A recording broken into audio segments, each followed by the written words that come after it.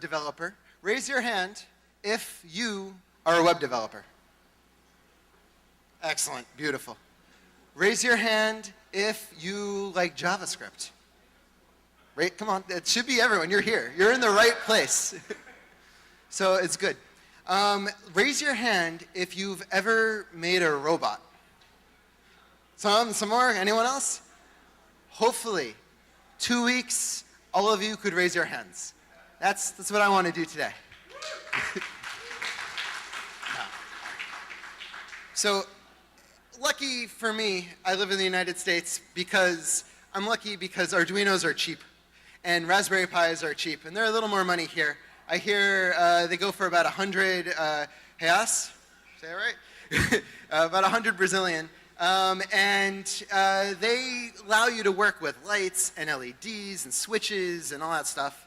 I don't have a Raspberry Pi. I know Tim has got one. And they run about 200 here. They're about the same price in the United States, though. I don't understand, taxes. But these are all wonderful, fairly cheap compared to a computer, tools that allow you to control the world around you. And I'm going to talk to you a bit about that. I'm going to tell you what Firmata is in a minute. But first, I want to tell you that I love nodebots. Nodebots are pretty much any robot controlled by JavaScript. And in fact, Node.js, because they're nodebots. And Node is great for robots because, and people, like most old robots, they use a lot of C and it runs on the chip. Nodebots, they're all controlled by a computer and they listen for events from the chip. And so what happens is you're able to, listen and say, whenever this sensor senses you getting too close, turn the robot head to look at it. And so you have an event, and then you can do whatever you want to do. Motors, lights, lasers, joysticks, all the kind of stuff. The concept of a nodebot was brought together by this guy. Does anyone know who he is? Raise your hand if you know who this guy is. Chris Williams. Chris started the first JSconf in the United States. And he had JSconf last year, and he brought together a team of people, myself included, and we had the first NodeBots event. And this was at JSconf US in 2013. And we had a full day where we brought together a room just like this, full of people who have never touched hardware, didn't know what an Arduino was. And all they knew is they knew JavaScript, which everybody raised their hand. And they had just worked with that. And so together, we taught them the basics, and they were able to go and do lots of cool things. And my favorite is this guy right here. And is it going to play? Yes. So at the end of one day, they made a robot with popsicle sticks. I don't know how that translates, popsicle sticks. And servos. And they were able to type "Hello World" on their keyboard with a robot that they made and programmed with JavaScript.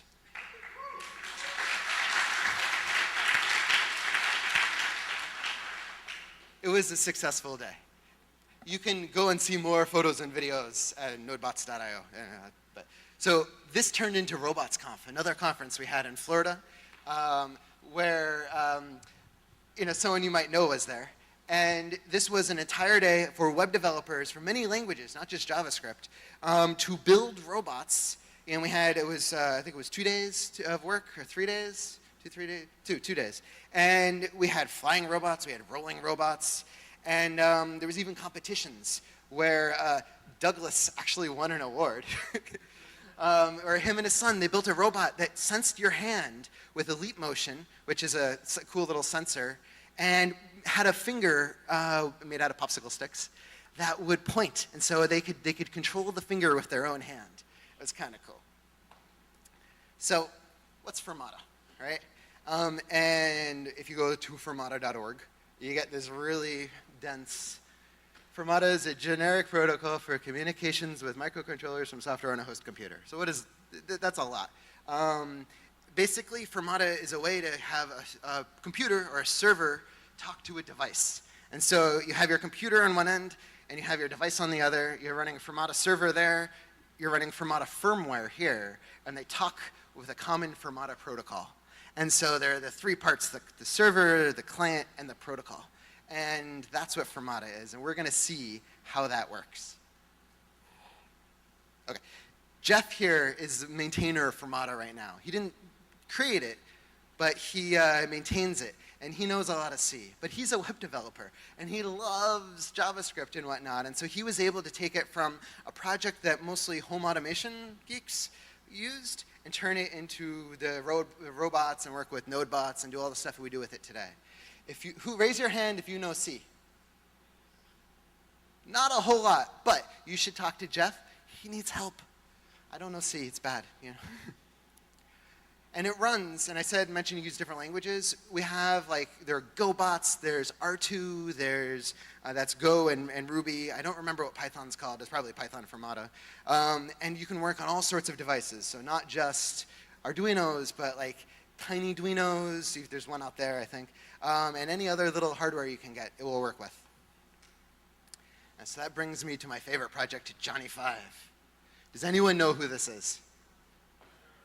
Does anybody know what the library is? Okay, just a few people. So Johnny 5 is a robot from a really cool movie you should all go watch called Short Circuit. And Johnny 5, the library, is basically what's going to make us that robot. It is a collection of little objects to correspond to every laser, button, joystick, sensor, temperature sensor, camera, motors, anything you want, and a way to bring them all together and have a really easy communication. It's this step before Tim's nitrogen project. So that works once you have the stuff working and it knows how to have exposed API and stuff. But if you're going to make the guts, if you're going to make it do a thing, Johnny 5 is going to help you do that and make it really easy. And and I said it's like jQuery. jQuery made manipulating the DOM easy. This makes manipulating hardware easy. It's got stuff, modules for so many different kinds of things. And some of them are just like buttons, and some of them are maybe like a robotic arm. So it's all the things together. They're different Johnny 5 modules composed into a simple API to a more complex thing. And they're really easy to use. And this was all done by a guy named Rick Waldron, who he's in New York. Rick did this out of labor of love. He started it by himself, but now we have dozens of contributors. People, whenever they want to make a new piece of hardware, they see something cool, they figure out how to make it work, and this provides a very easy way to make this stuff work, and they can contribute it back, and all of us can use it. This is how I've been able to make any robots at all. I love making libraries and tools. I'm not very good at robots, but I can still make great robots because of Johnny 5, because of the work Rick has done. So we're going to start small today. We're going to make a blinking light. It's the hello world. This proves that you can control the physical world. It proves that you can make, your software make a thing happen over here on the embedded hardware. And I'm going to show you all the code that you need to do this. It's not a lot. So I don't know if you can read it, but it basically says, create a new Johnny 5 board, and when it's ready, create a new LED, and then make it blink. Done. This is really, really cool. It's a fun.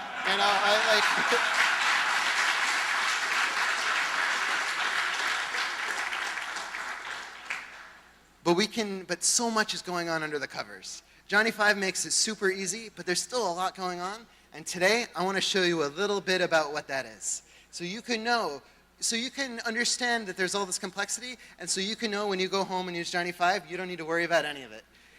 Only when it breaks and you need to debug will you need to dive down, but at least we'll be able to show you the inner workings. So it's good to appreciate it, but it's also good to know how much you don't need to care. It's much easier to go LED.blink than it is to, you'll see. So Johnny 5 works with the Firmata protocol, the server side, and the serial in the middle, and the client side, and then that all controls the Arduino's pins to turn the lights on and off. It's a digital pin, and so it's a high or low, 0 or 1. So on or off, 0 or 1. And by default, it uses just regular Firmata, which uses Node Serial Port, which is another Chris Williams project. And all of this just sort of works. You don't need the middle. It does it automatically. But but it's good to know that it's there, because we're going to actually swap out Firmata. And we're going to put in a module I made for this talk called Firmata Spy. And Firmata Spy works just like Firmata, except it doesn't do anything, because we don't have any robots here. And all it does is it outputs, it logs every action you take. So you can see what it's doing, what the calls are, what's really going on. And so we just pop it right in there. So you just, you pass you say, I have an I/O object. It's sort of, there are things like wireless ones and stuff you can also pop in there. There's all this cool stuff that can go in there. But we have put our spy in there. We tell it to log. We run blink. And this is what happens. Now, I'm sure 3 people in the front can read this, so I'm going to tell you the important parts. Johnny 5 looks for a USB port. It opens it up. It looks, looks for the serial connection, and then it starts up Firmata, and the Firmata says hello, and then we get pin 4, which is what I told it the LED was. It gets set to be an output pin, which means we're going to bring it 0 or 1, 0 or 1. So we're not going to take any data in. Pins are either in or out. And then we write. We turn it on, and we turn it off. We turn it on, and we turn it off. On and off for the rest, until you kill it. So that's kind of basic, but let's find out what's really going on in there.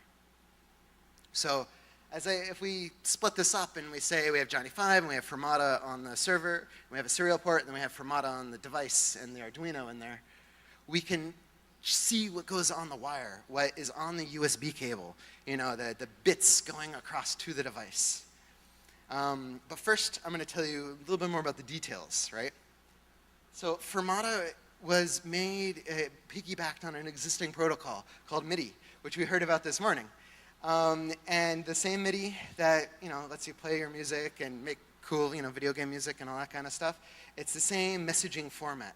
And it's an old one. It was designed to work on devices, like in the early 70s, I think. And so it's got some limitations, but it does work well, and we just piggybacked on it.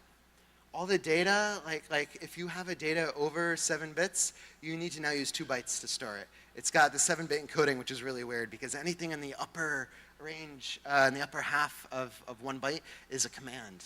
And so it's kind of a weird. I actually wrote a parser for it, which it was really interesting.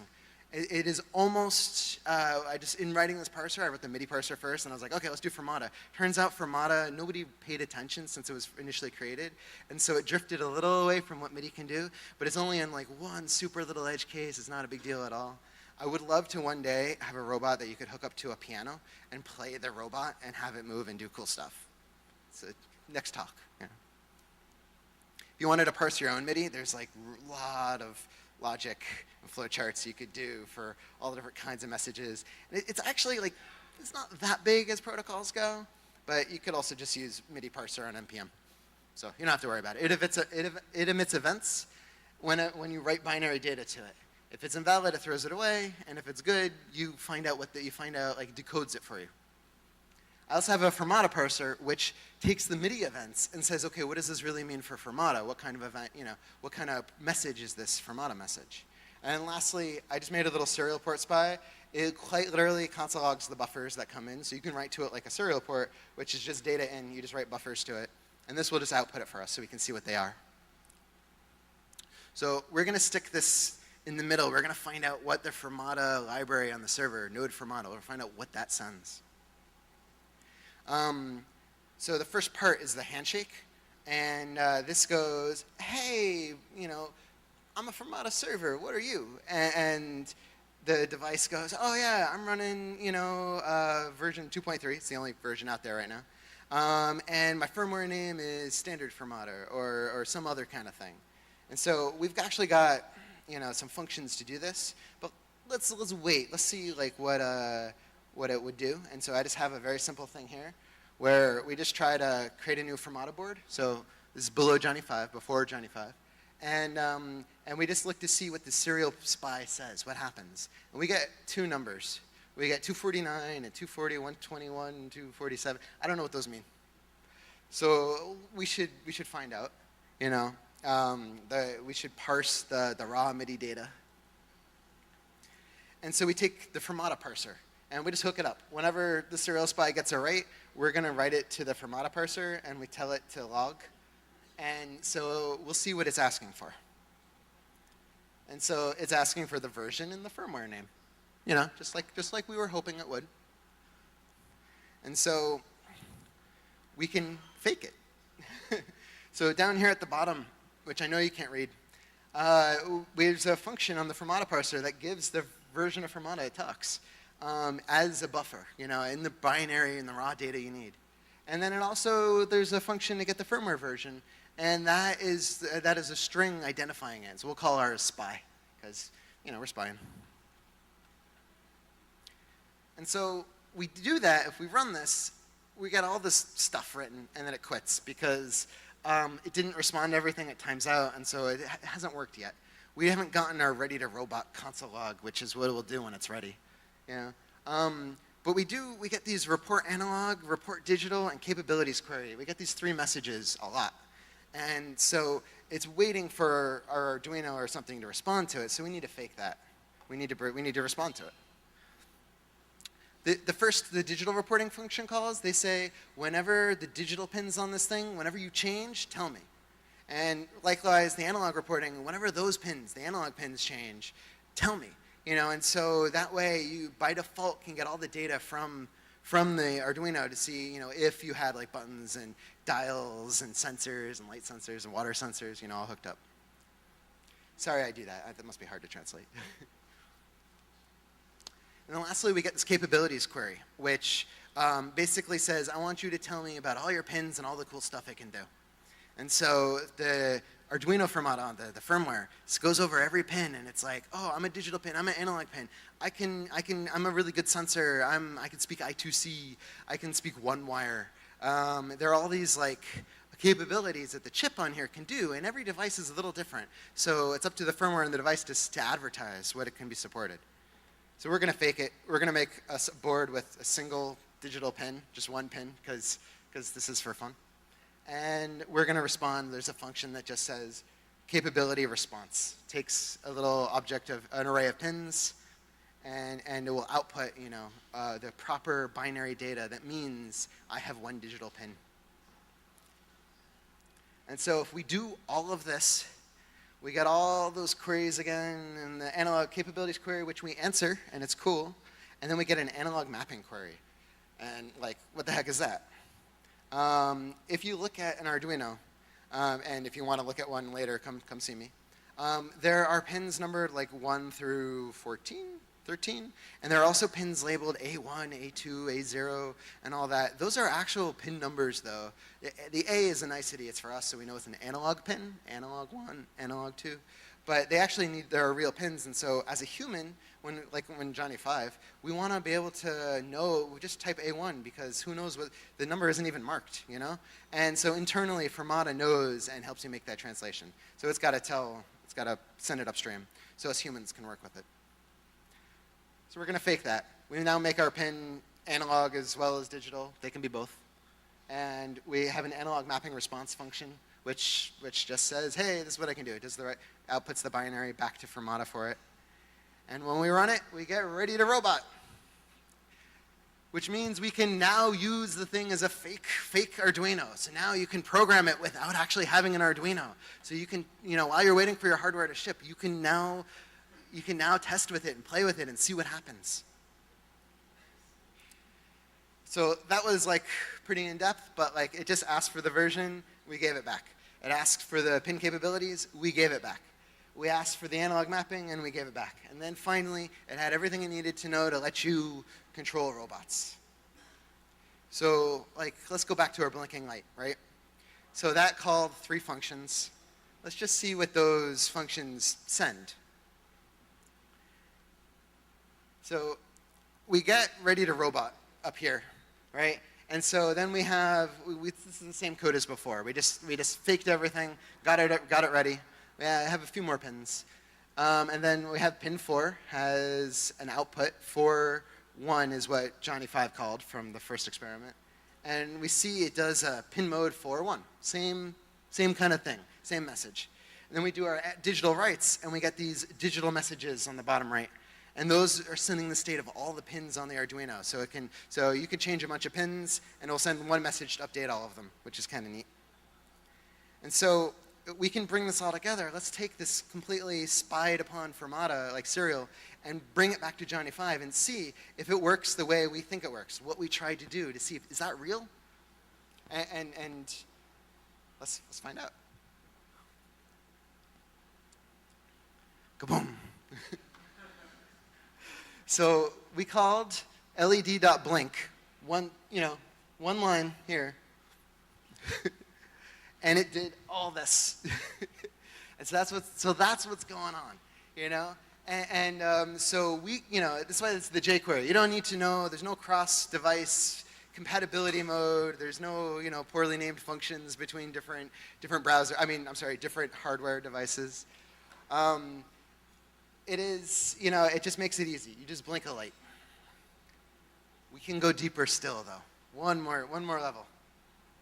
Let's look inside the Arduino. Let's see what's going on there. And this is the C code. And I'm going to say 10% of you raised your hands. So maybe you'll know what's going on. But there's a library to parse Firmata. And then there's the firmware, which controls all the behavior, how all the pins work, what it's capable of, that kind of stuff. There are a couple other firmwares that are tuned towards, like, say you want a lot of servos for like a dancing robot or something. Or if you want maybe a lot of sensors, maybe you have a lot of analog sensors for chemicals or water or light or whatever. All these, if you're going to do a lot of one kind of thing, there are more efficient ways to do it, and there are other firmwares to help you out. So this is the setup in standard Firmata, and it just says, like, whenever you get a message, like, for any of these things, like report digital, just call the report digital function, which checks it out, unpacks the data a little bit, and then just calls write port at the bottom, and write port literally calls a function called digital write, which is the same name as the function we called back in JavaScript. Back, outside of this, on the other end of this, inside here. So on the Arduino, we have digital write, and that gets called when it gets the Firmata message, digital message, which gets generated when you call digital write, which just comes from the LED.blink, and that's the full stack. And that's all the things that go under the covers. And so now that we have like a way to look at every single level so you know what's going on, and like if you try to do a lot of movement and stuff, you'll see there are backups. If you ever worked with streams in Node, you'll see like why did I all of a sudden run out of memory? That kind of stuff. There are similar issues here where these things are only so fast, can only do so much. So now that we know how to look inside, let's make something gigantic. All right? I'm serious. Let's make something big. And we have a prototype. This was one of Rick Waldron's creations, and he just pumps out robots. He just, he gets the thing in his head. He's got a new one he's in the middle of making that has many more motors and walks a lot, it's cooler, but I couldn't find a video for that, so. And if you want one of these, it is 4 servos and a couple little angle brackets, which you could probably go to a hardware store and just get some scrap metal. But he's got all the parts lists and all the source code and everything you need. But it just exports a library. We have required Johnny 5 ED. That stands for Enforcer Drone, for Enforcer Drone 209 from RoboCop. So you take the ED library, you create it, you tell it what pins the servos are on, just four pins, and then you tell it to stand up straight, attention, and it does. And then you tell it to walk forward, and it does. And that's all you need to know. If you want to make an Enforcer drone, you need to have like 10 lines of code, and nothing else. And so let's spy on it. Let's see what's going on under the covers. It is a ton and ton. My terminal, like it was the gift capture I was doing, it just did not keep up. But 99% of them are servo writes. And that's basically saying, I want the servo on pin 11 or 9 or 12. And these are the same numbers we used in the last slide to move to this position, to do this thing. To move from here to here to here to here to here to here to here, so it can walk. And it just picks up its leg, drags it back and forth. And so all it takes, 10 lines, and you have your very own droid. So you can start today, right? If you notice, all these code examples, I didn't have an Arduino plugged in, and because I didn't have one with me. And I went and bought one, and so I could bring it. And but I started making, I could use ED 209. I could see how it worked. I could control it. I could write, I could hook up another sensor. I can make it stop walking when it comes close to a wall. I can make it, listen for sound and then turn a laser and point it at it, or use it, or take input from a joystick. all before I even have any of the hardware. And the hardware is fairly cheap, and if you need any help, you can go to the Johnny5 GitHub repo and open an issue and ask anything you need. We know about parts, we know where to get them, we can help you use the library. They're very good documentation. It's a wonderful, wonderful project to cut your teeth on. You can learn more about the events and stuff at nodebots.io. And these are the other projects of mine that I made, the spies and the parsers. And so you can, if you want to know like what's going on. It's my dream, and I didn't get to, people are working on it. There is a Node School workshop that we talked about for the security. They have one for Johnny5 they're working on right now. People I don't even know yet. I met them on Twitter today. And we can easily have, now that we can just mock out all the hardware, we could run this all in a browser, all like Tim Castle's project. And we could have an Arduino simulator. And in fact, Chromebooks, they have a serial, there's Chrome serial, so you don't need Node serial. So you could actually run the whole thing without a real computer. Or, I'm sorry, without a full operating system. You know?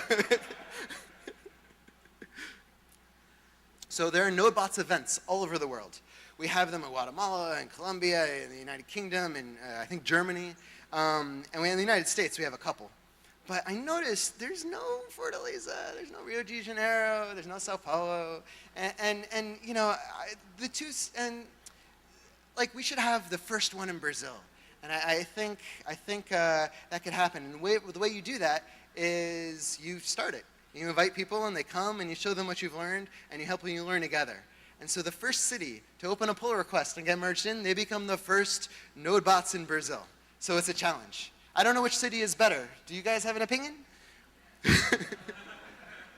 I think the first one to start the event is the better city, but we'll see. Thank you.